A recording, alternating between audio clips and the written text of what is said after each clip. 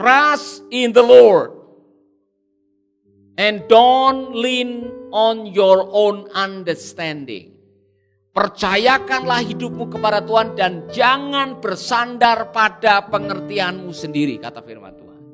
Maka berbahagialah orang yang mengandalkan Tuhan. Saudara-saudara, tolong tengok sejarah hidup saudara. Saat-saat saudara bisa mengatakan, aduh aku bersyukur kepada Tuhan, waktu itu saya mengandalkan Tuhan. Kalau tidak, saya tidak tahu saya jadi apa sekarang ini. Masih ingat? Saat-saat saudara diberikan pilihan untuk mengandalkan Tuhan, mengandalkan manusia, mengandalkan harta, mengandalkan kekuatanmu sendiri, mengandalkan pangkat, mengandalkan opa, mengandalkan kedudukan. Masih ingat saudara-saudara saat-saat saudara diizinkan oleh Tuhan menghadapi saat-saat sulit dalam hidup. Dan saudara memilih untuk mengandalkan Tuhan. Dan hari ini saudara bersyukur. Haleluya.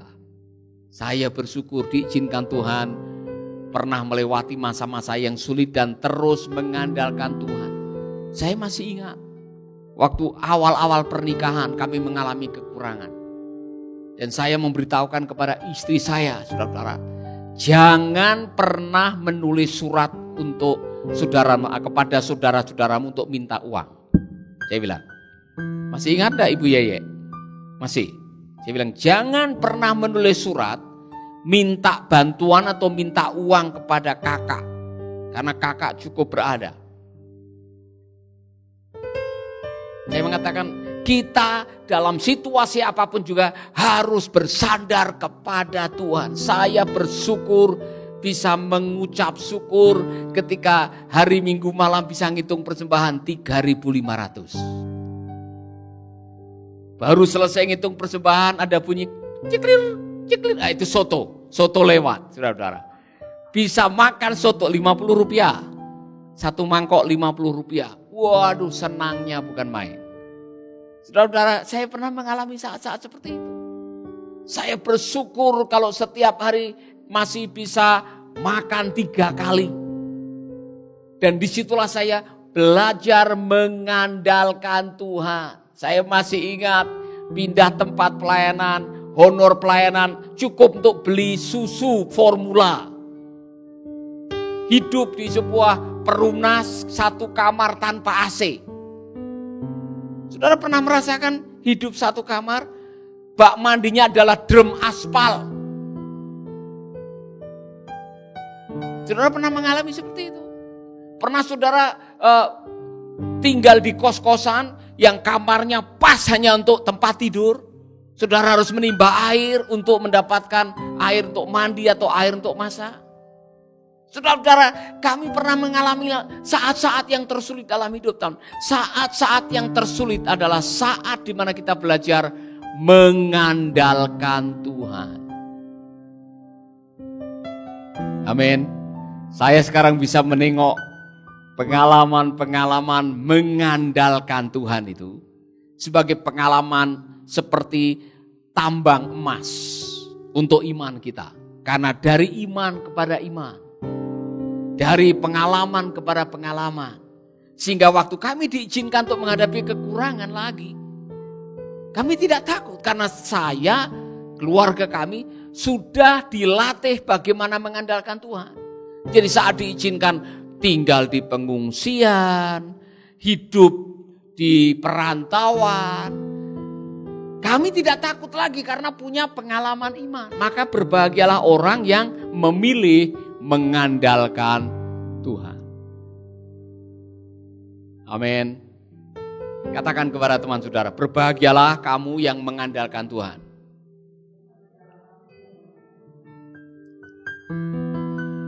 Saudara-saudara, saya bisa menceritakan pengalaman-pengalaman iman yang barangkali kalau saya ceritakan bisa 3 hari 3 malam belum selesai.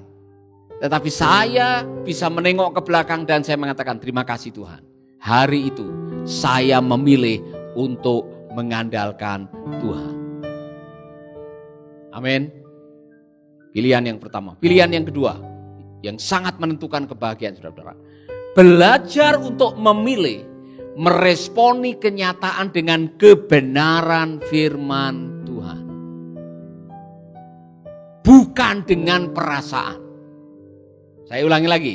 Belajarlah meresponi kenyataan dengan kebenaran firman, bukan dengan perasaan. Itulah yang namanya orang yang proaktif. Ada dua golongan manusia di dunia ini. Manusia yang reaktif dan manusia yang proaktif. Manusia yang reaktif hidupnya habis untuk memberikan reaksi kepada kenyataan berdasarkan perasaan. Hidupnya hanya untuk reaksi. Ya kan? Reaksi. Tapi orang yang proaktif adalah orang yang sudah menyiapkan, mengantisipasi apa yang terjadi dengan kebenaran. Iya kan? Ini contoh, saudara-saudara. Dalam hidup ini saudara akan ketemu dengan kenyataan yang tidak sesuai dengan harapan. Antisipasi itu. Antisipasi bahwa dalam persahabatan saudara mungkin akan mengalami penolakan. Saudara yang jatuh cinta, proaktif. Tidak semua orang yang Anda cintai akan menerima cinta Anda. Jadi yang pacaran-pacaran nih, yang jombloan-jomblowati, Anda harus menyiapkan hatimu untuk suatu saat mungkin ditolak. Nah, bagi orang-orang yang sudah proaktif, bahwa ditolak itu biasa. Waktu ditolak Anda tidak sakit hati. Amin. Yang jomblo-jomblo saja, katakan kepada teman yang jomblo di samping saudara, hei, ditolak itu biasa.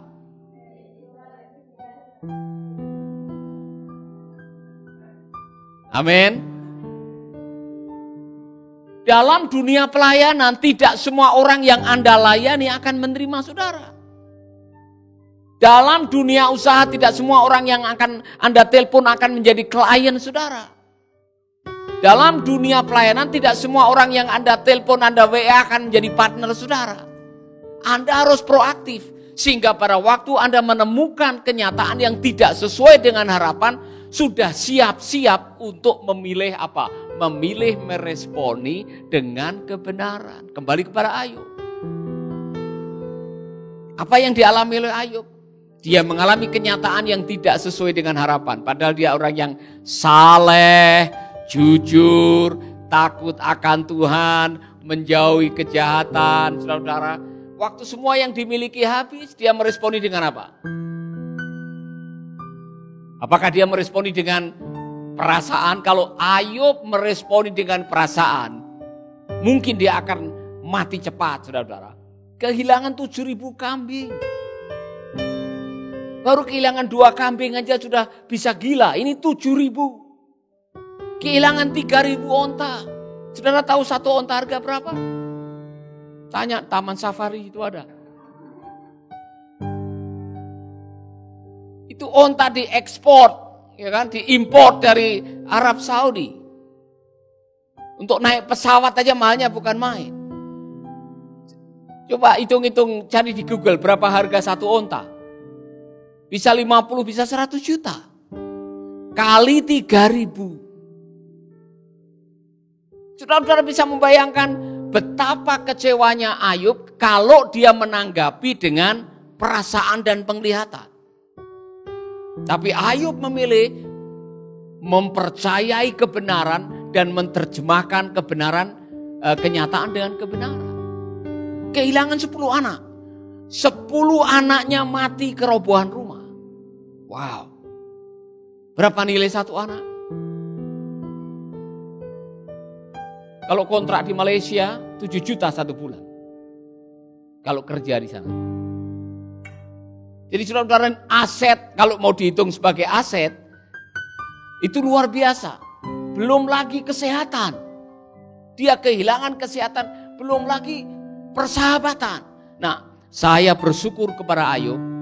Pada waktu dia kehilangan segalanya, dia menerjemahkan kenyataan dengan mengatakan, aku lahir dengan telanjang, aku kembali dengan telanjang. Benar atau tidak? Saya bersyukur kepada Rasul Paulus.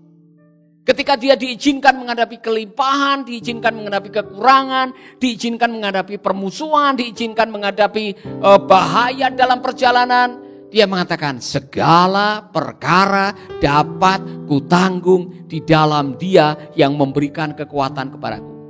Contoh dalam hidup ini, orang yang paling beruntung yang memilih menghadapi kenyataan dengan kebenaran firman. Maka Rasul Paulus mengatakan, aku hidup dengan iman, bukan dengan penglihatan.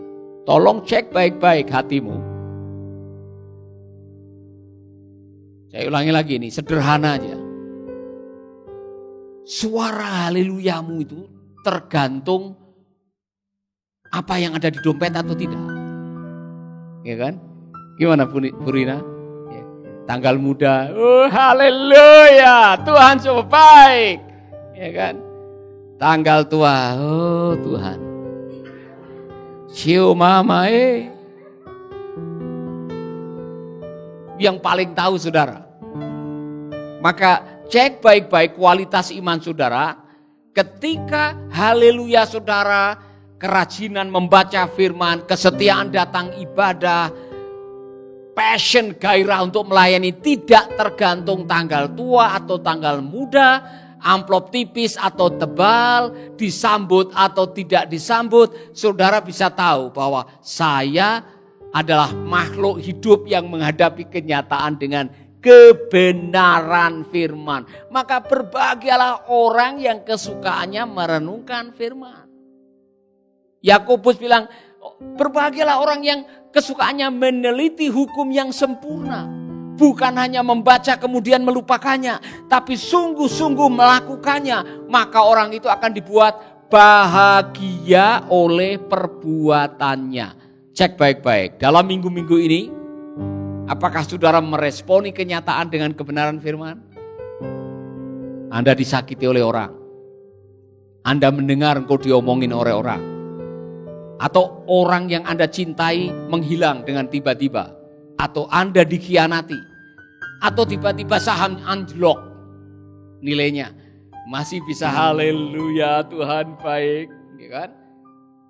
Atau saudara merenung dan saudara menyesali nasib saudara. Saudara belajarlah, makanya belajar setiap hari meresponi dengan kebenaran firman. Bagaimana caranya supaya saya bisa meresponi dengan kebenaran firman? Store up, bangun gudang kebenaran dalam hati saudara. Baca firman tiap hari, renungkan firman setiap hari. Kirim firman dari normal thinking ke hard thinking. Saya mau tanya kepada saudara, sudah baca firman atau belum? Saya tadi pagi sudah mendengar 4 pasal. Saudara sudah membaca firman atau belum? Dengarkan firman siang malam. Kemanapun saudara pergi ada kesempatan dengar podcast. Saudara-saudara yang sudah download Making Life Better, dengarkan Making Life Better kemanapun saudara pergi. Dimanapun saudara berada, saudara-saudara. Dengarkan firman, karena firman itulah yang akan menguntungkan saudara, seperti tanaman yang ditanam di tepi aliran sungai, berbuah pada waktunya, daunnya tidak pernah layu, apa saja yang diperbuatnya berhasil. Ingat baik-baik apa yang pernah saya katakan. Success is a product of obedience. Sukses adalah produk ketaatan kepada firman. Tolong ingat baik-baik. Saat-saat saudara diperhadapkan dengan pilihan, mau membalas atau mengampuni gara-gara firman. Ya kan? Ibu Paulus kadang-kadang mengeluh. Harusnya saya melakukan. Tapi suami saya mengatakan, diam. Jangan balas. Hidup dalam firman. Wah, Pak Paulus ini luar biasa sekali. Padahal Pak Paulus kalau ngalami juga kadang-kadang ngomong. Amin. Pernah saudara diperingatkan, saudara ingin membalas dengan perasaan atau saudara dengan emosi, kemudian diingatkan oleh pasangan hidup saudara. Apa kata firman? Doakanlah musuhmu, berkatilah mereka yang menganiaya kamu. Tapi saya ini manusia. Ya, sama, saya juga manusia. Tetapi Tuhan mengatakan, saudara, doakanlah orang yang bikin susah hidupmu. Ini paling sulit, saudara. Ini paling sulit dalam kehidupan kita. Ya kan, kemarin saya ditemplak sendiri oleh pengajaran saya sendiri. Saya mau mengingatkan, ini contoh. Saudara mungkin yang datang hari Minggu sudah mendengar khotbah ini, saudara. Real forgiveness is unconditional. Ingat baik-baik, waktu Yesus melepaskan pengampunan di kayu salib, ya Bapa, ampunilah mereka. Adakah mereka itu datang lebih dahulu minta maaf kepada Tuhan Yesus?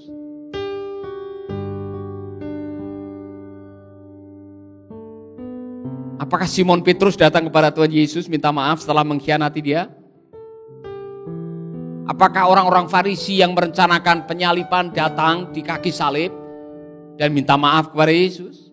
Apakah para algojo Romawi yang gebuki dia, yang mencambuk dia, minta maaf di depan Yesus? Apakah gubernur yang membuat keputusan salibkan Yesus datang kepada Yesus? Tidak ada satupun orang yang minta maaf kepada Yesus. Tetapi Yesus memilih untuk menanggapi kenyataan dengan kebenaran. Ya Bapa, ampunilah mereka. Saudara-saudara, pewahyuan terbesar untuk mengampuni tidak mesti harus menunggu orang minta maaf. Katakan kepada teman saudara, kok enak? Itu respon kita secara manusiawi. Sebelum kamu bertekuk lutut minta maaf, saya tidak akan pernah melepaskan pengampunan. Itu yang kadang-kadang kita punya, termasuk saya, ya kan? Dia tunduk di kaki saya dulu, cium tuh jempol kaki saya, baru saya akan lepaskan pengampunan, misalkan.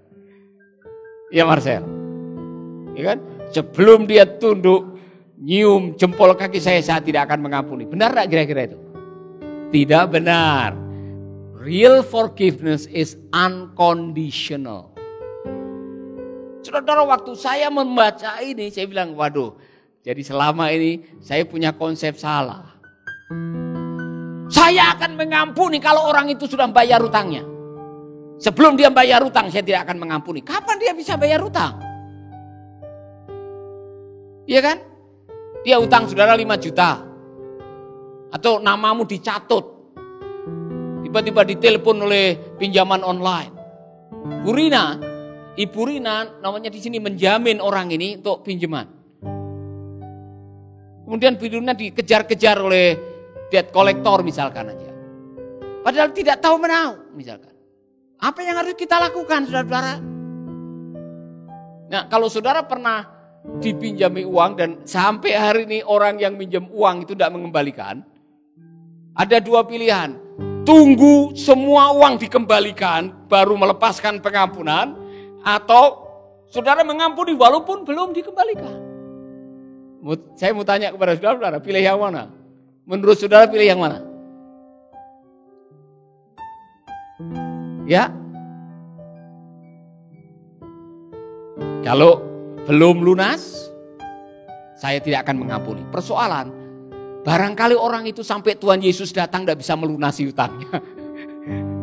Nanti Tuhan Yesus datang, saudara tidak terangkat gara-gara utang yang belum dilunasi, dan saudara menyimpan kepahitan dalam hidup yang sekali. BODOH, semua bilang.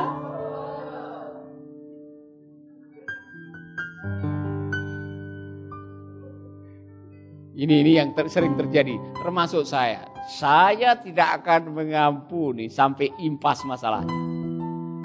Apa itu? Dia bikin saya susah, ya kan? Saya mau lihat dia susah. Kalau dia sudah susah, saya baru akan mengampuni orang itu. Untuk mengampuni tidak harus impas duluan sampai sakit hati Anda berhenti atau selesai. Ya, biasanya sudah mengatakan, lihat saja nanti. Saya mau lihat apa yang terjadi. Kalau dia betul-betul celaka, baru saya akan mengampuni dia. Saudara, untuk mengampuni tidak harus menanti lukamu sembuh duluan baru mengampuni. Ini kebenaran-kebenaran yang luar biasa. Amin. Cuma ada satu yang saya baru terbuka. Yesus mengucapkan itu di kayu salib. Sebelum dia mengatakan, ya Bapa, aku menyerahkan nyawaku. Dia melepaskan kata, ya Bapa ampunilah. Artinya apa? Yesus tidak mau mati dengan kepahitan.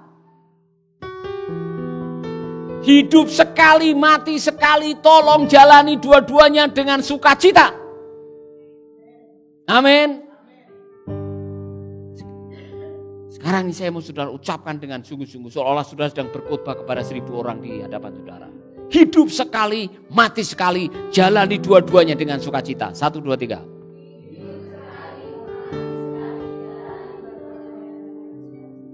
Amin. Jadi yang ada luka batin dengan ayah yang tidak tahu nasibnya di mana ayahnya, atau ibunya yang tidak tahu dikenal di mana dia, sudah saudara lepaskan pengampunan tanpa harus lihat bapakmu duluan. Lepas pengampunan sebelum kau lihat ibumu di mana. Lepas pengampunan kepada orang-orang yang pernah bikin susah hidup saudara. Tidak usah mendoakan dulu. Tuhan kasih dia kesempatan sabar petir baru saya akan mengampuni dia. Tidak perlu saudara-saudara. Lepaskan pengampunan. Meresponi kenyataan dengan kebenaran firman. Karena hidupmu hanya ditentukan oleh apa kata Tuhan, bukan oleh apa kata orang. Dengar ini baik-baik. Ini pesan saya terakhir. Ya kan?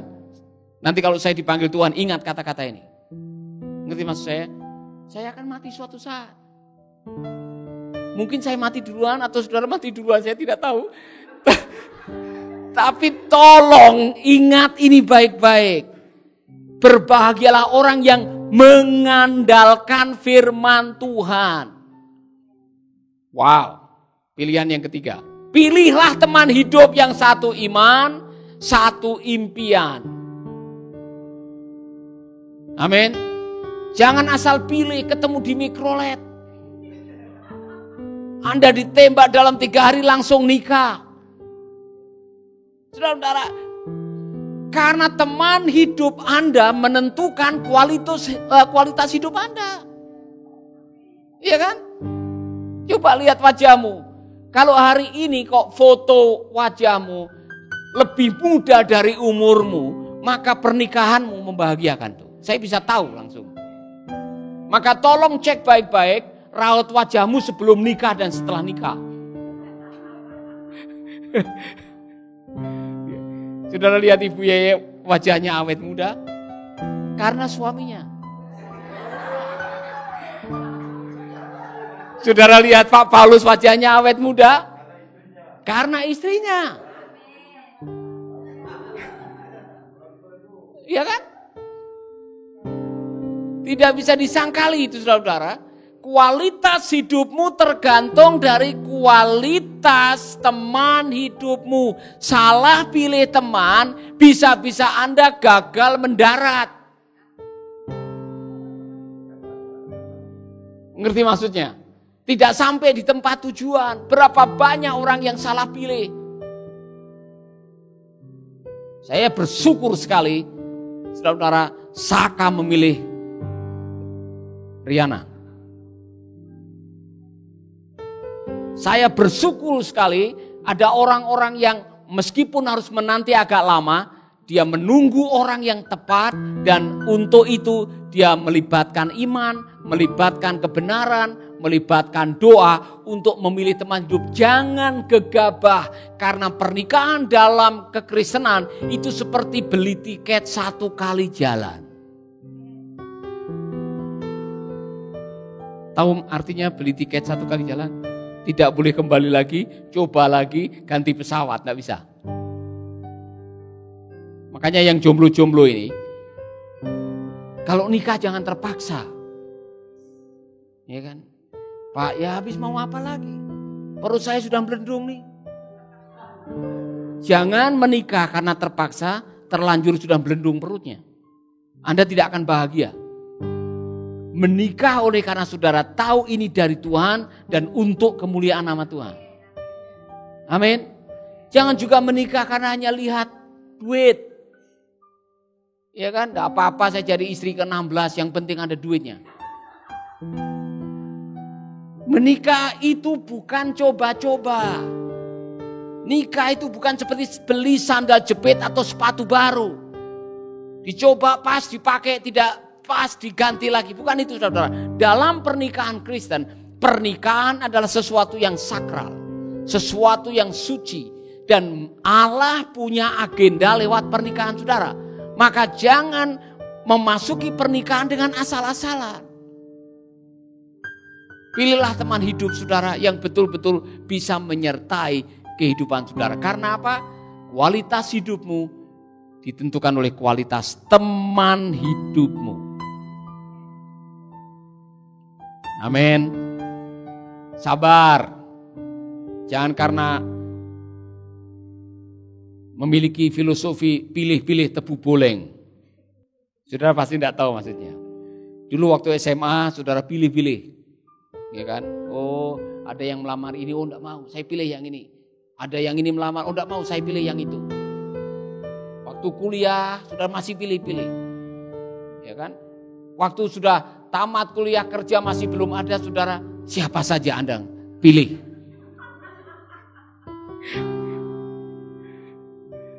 Karena sudah kepepet, yang penting laku kawin. Bukan itu, saudara. Tetap berdoa. Minta yang terbaik, yang pilihan dari Tuhan. Karena itu yang akan menentukan kualitas hidup saudara. Amin. Yang jomblo-jomblo, saya mau katakan ini. Jangan sembarangan. Karena salah pilih bisa salah tempat tujuan. Berapa banyak pernikahan yang hancur berantakan karena Anda memulai dengan salah. Amin. Yang keempat, ini sangat menentukan hidup saudara. Yang pertama iman saudara, yang kedua memilih untuk meresponi dengan kebenaran firman, yang ketiga memilih teman hidup, yang keempat memilih sahabat yang bisa memaksimalkan hidup saudara. Jangan semua Anda pilih. Berbahagialah orang yang gemar membaca firman, tapi sebelum itu ada ayat. Jangan berdiri di jalan orang berdosa. Dan jangan duduk dengan pencemooh. Jangan berjalan dengan orang fasik. Artinya apa? Artinya pergaulan yang buruk merusak visi yang baik. Nilai hidup yang baik. Iman yang baik. Itulah sebabnya jangan sembrono dalam memilih teman. Ada teman yang mengacaukan visi saudara dan tujuan hidup saudara. Ada teman yang memaksimalkan visi dan impian saudara. Pilihlah teman-teman yang membawa Anda ke tempat yang lebih baik. Bukan ke tempat yang lebih buruk. Kesalahan anak terhilang adalah dia menggunakan hartanya dengan salah dan dia bersahabat dengan orang yang salah. Masih ingat anak yang terhilang? Dia minta warisan dari papanya, dia pergi ke negeri yang jauh. Apa yang dia lakukan? Dia menggunakan uangnya untuk memilih teman, untuk pesta pora. Dan temannya adalah teman-teman yang morotin dia. Harta habis, habis temannya. Dan dia berakhir di kandang babi. Saudara-saudara, waspada dan bijak-bijaklah dalam memilih teman atau sahabat dalam hidup saudara. Saya mau tanya kepada saudara, kalau dalam hidup ini saudara diizinkan memilih 5 sahabat. Sekarang ini, siapa yang akan Anda pilih untuk menjadi sahabat saudara?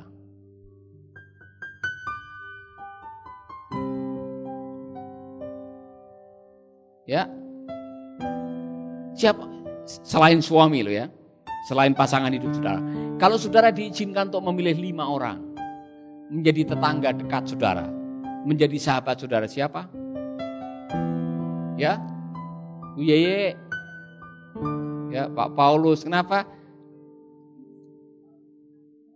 Ya, oke, siapa lagi? Saya pilih Pak Jokowi. Mau belajar dari dia, sabarnya luar biasa, ya kan? 2 saya pilih Sule. Kalau lagi galau, lagi susah, suruh lihat aja ngapain Sule, pasti ketawa tuh. Iya kan? Mau pilih siapa? Saya pilih Jurhan. Kalau lagi tidak ada air, ya kan? Kalau lagi ada sesuatu yang memerlukan bantuan, dia ringan tangan, dia suka membantu. Sudah pilih siapa lagi? Pilih orang yang pintar masak. Sehingga kalau mau bilang bubur Manado, besok ada bubur Manado. Pilih orang-orang yang bisa memaksimalkan hidup saudara. Amin. Ingat baik-baik. Siapa yang menemani perjalanan hidup Anda, siapa yang mengelilingi hidup Anda akan menentukan maksimal atau tidaknya. Show me your friend and I will show your future. Tunjukkan siapa kawanmu, saya akan tunjukkan masa depanmu. Itu benar. Nah, kalau saudara berteman dengan tukang utang, tukang gosip, tukang fitnah, ya, pemalas, tukang tidur, tukang palak, waduh, saya bisa membayangkan saudara jadi apa nantinya. Iya kan? Saudara bergaul dengan orang yang kerjaannya mencemooh orang lain. Firman Tuhan bilang jangan duduk dengan pencemooh. Sebentar lagi saudara akan ikut mencemooh. Tiap hari siang malam duduk dengan pemfitnah. Saudara akan ikut fitnah orang. Saudara duduk dengan pemabok. Saudara tahu pemabok duduknya di mana? Warung Shopee. Iya kan? Nah, saudara duduk di situ sama pemabok, peminum, pemakai narkoba, lama-lama saudara akan kena juga getahnya. Pilihlah teman yang bisa memberikan nilai plus dalam hidup saudara. Mau tahu teman seperti apa? Teman yang mau melihat Anda berhasil. Bukan teman yang akan menjatuhkan saudara. Lihat teman yang bisa memaksimalkan potensi saudara. Teman yang mau melihat saudara maju. Bukan malah mundur. Teman yang senang melihat Anda menjadi orang yang berhasil. Itu bagus. Bukan teman yang suka iri, teman yang suka menjatuhkan Anda, teman yang suka merendahkan Anda. Bukan itu. Di dunia ini Anda punya pilihan. Dan Anda yang harus memilih. Jangan sembarangan pilih teman. Amin. Cuman persoalan, burung merpati biasa terbang dengan burung merpati. Burung gagak biasa terbang dengan burung gagak. Ngerti maksudnya? Tukang gosip biasa sering ketemu dengan tukang gosip. Senangnya bukan main. Bahasa Inggrisnya tumbuh oleh tutup. Saudara pasti tidak tahu. Tumbuh oleh tutup. Semua bilang tumbuh oleh tutup. Bu Lydia tahu tumbuh? Apa itu? Ya, besek yang besar, tempat nasi atau apa? Atau tempat beras. Kemudian ada tutupnya. Jadi tempat nasi dapat tutup. Jadi tukang gosip ketemu dengan tukang gosip. Waduh saudara-saudara, ramenya bukan main. Kamu tahu enggak? Si Arvin kemarin. Saya lihat dia tiba-tiba dia jalan di jalan itu dengan laki-laki. Kamu tahu siapa laki-lakinya itu? Waduh. Nah, kebetulan ketemu dengan orang yang enggak suka dengan Arvin. Benar, 2 hari yang lalu saya lihat dia di pasar Kreneng. Dia duduk manis dengan penjual pakaian tuh. Nah, ini orang langsung dikembangkan semua. Nah, saudara, hati-hati. Jangan suka duduk dengan pencemooh, tukang gosip, tukang fitnah. Karena itu akan memboroskan hari Anda, tidak produktif. Bergaulah dengan teman-teman yang memicu saudara, memacu saudara, menolong saudara, mendukung saudara, mencapai panggilan hidup saudara. Dan mereka adalah orang-orang yang memberikan tepuk tangan ketika Anda berhasil. Bukan nangis. Kenapa dia yang berhasil? Kenapa bukan saya? Bukan itu saudara. Carilah orang yang menangis waktu Anda menangis, tertawa waktu Anda tertawa. Teman itu baik seperti itu. Amin. Haleluya. 4 macam pilihan yang menentukan. Pilih hidup dengan iman. Pilih meresponi dengan kenyataan firman. Pilih teman hidup yang sepadan dan seiman, seimpian. Pilih kawan-kawan yang bisa memaksimalkan kehidupan Anda. Jangan salah pilih.